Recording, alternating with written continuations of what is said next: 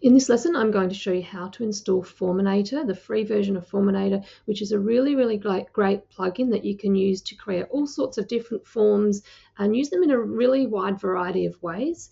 It's really quite flexible. So the first thing we're going to do is click on Plugins and click on Add New. And then up here in the search bar, we're going to type in Forminator, hit Enter. And it's going to come up here first, so click on Install Now. Once that has installed, we click on the Activate button, and that's really all there is to installing the plugin.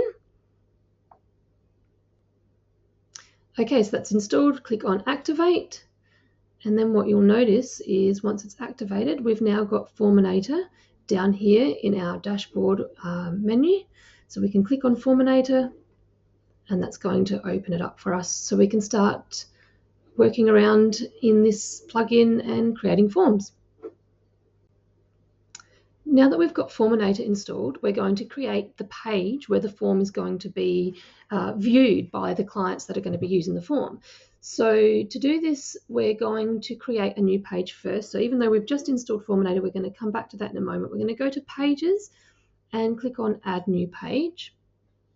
And you want to name your page something that makes sense for what it is that you're trying to achieve. So it could be, for example, share your feedback, or how did we do, or your feedback matters. So I'm going to go with how did we do, and we're going to click Publish.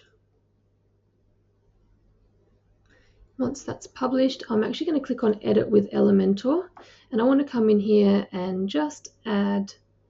Now, just bear in mind, we don't have any headers or footers set on this page. It's just a blank page for my example purposes. But what we're going to do is add in a heading here. So click on Heading, drag that in, and we'll call that We'd Love to Hear Thoughts About Our Service.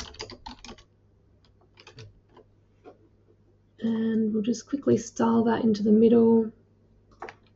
I'm going to duplicate that one and just put down here, please select a rating below.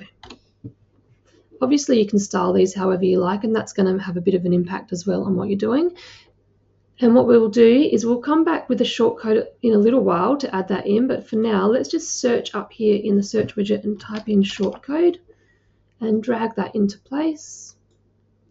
And then once we've got our Forminator form created, we're going to come back into here and add the shortcode into here, which will put our form onto this page.